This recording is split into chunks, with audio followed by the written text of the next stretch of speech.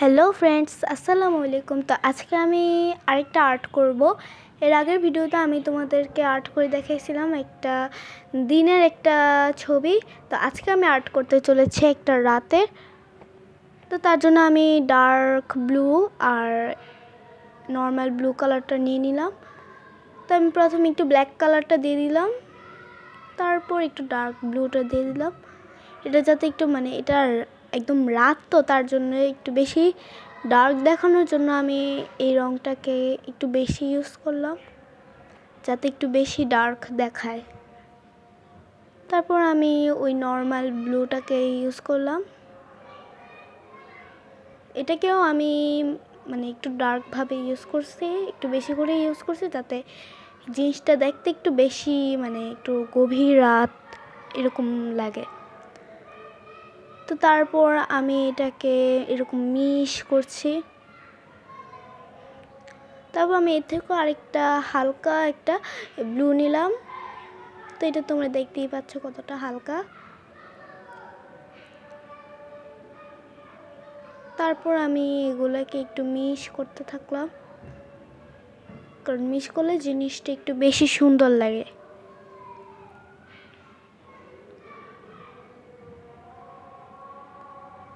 তারপর আমি এখানে ফ্লুইড দিয়ে এখানে চাঁদটা আঁকবো, রাতের গভীরে যে চাঁদ থাকে। তোমরা চাইলে এটা হোয়াইট কালার দিয়েও আঁকতে পারো, বাট আমার কাছে হোয়াইট কালার ছিল না, তার জন্য আমি ফ্লুইড দিয়ে এঁকেছি। এটা তোমাদের ইচ্ছা, তোমরা চাইলে হোয়াইট কালার দিয়েও আঁকতে পারো চারটা, আর ফ্লুইড দিয়েও আঁকতে পারো। তারপর আমি একটু ব্রাশ দিয়ে একটু এটাকে চারপাশে ছড়িয়ে নিলাম, কিছু কিছু জায়গায় খালি ছিল, এগুলোকেও ভরাট করে দিলাম। তারপর আমি ব্ল্যাক কালার নিয়ে একটা গাছ আঁকতে শুরু করলাম।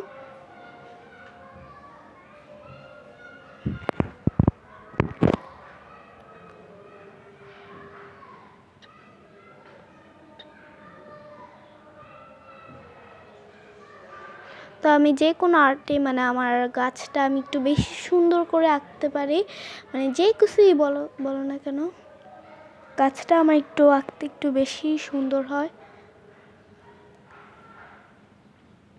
তোমরা চেষ্টা করবা একটু আস্তে আস্তে আঁকতে, কারণ গাছটাকে তোমাদের একটু আস্তে আস্তেই আঁকতে হবে।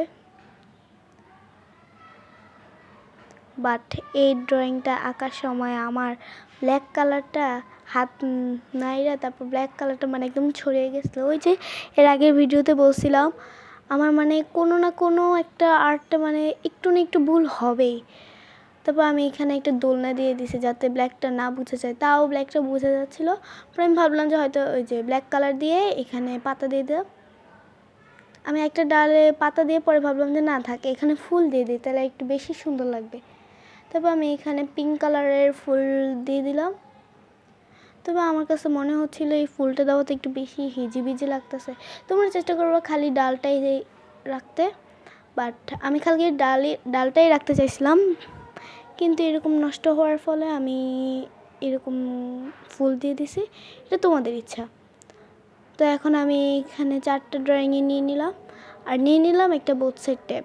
তারপর এগুলাকে আমি লাগিয়ে নিলাম এগুলার মাপে।